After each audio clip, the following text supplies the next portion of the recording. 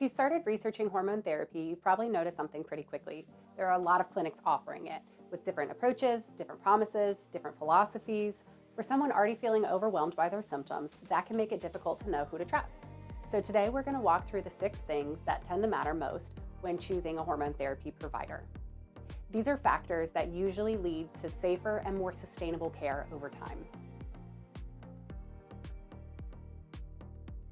First, look for a provider who evaluates hormones as a part of a larger system. Hormones don't operate in isolation. Sleep, metabolism, stress, body composition, and overall health interact with hormone signaling.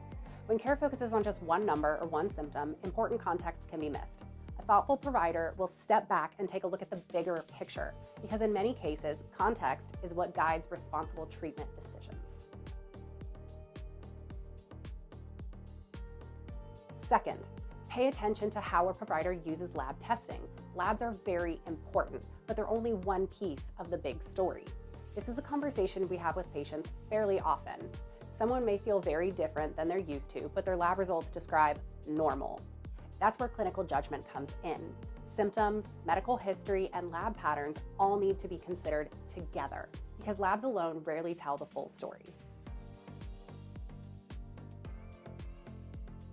The third thing to look for in an approach is that starts conservatively. Hormone therapy should not be treated as a quick fix. Responsible care usually begins with a careful evaluation and gradual adjustments when needed.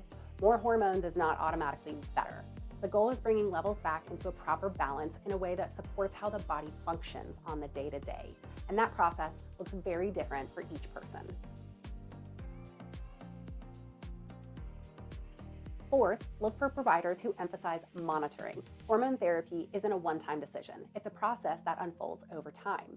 Your labs, symptoms, and overall health need to be reassessed periodically, and adjustments are to be expected. In fact, they're a part of responsible care. The body changes, and treatment plans should adapt accordingly. Another factor is flexibility. Hormone therapy works best when treatment can be adjusted based on how someone responds.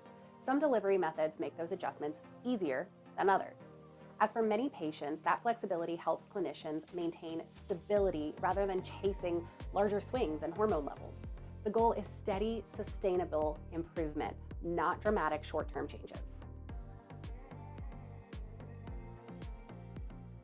Finally, a thoughtful hormone care usually includes attention to foundational health.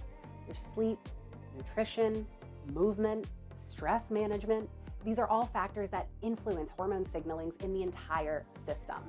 That doesn't mean lifestyle changes replace medical care, but supporting these foundations often helps create the conditions for therapy to work even more effectively. And small, consistent improvements tend to be more sustainable than big, dramatic changes. Choosing a hormone therapy provider is an important decision. The most reliable care tends to focus on patterns rather than quick answers. Your symptoms, labs, medical history, and response over time all matter, because ultimately the goal of hormone care is not chasing numbers. It's about supporting how the body functions day to day. If you're exploring hormone therapy, these are helpful conversations to have with any provider that you're considering. And we'll continue sharing educational information here at Elite Health HRT to help our patients better understand the process. If you'd like to learn more about how hormone health is evaluated, our team at Elite Health HRT is available to reach out and schedule a conversation and explore whether a personalized hormone care approach may be appropriate for you.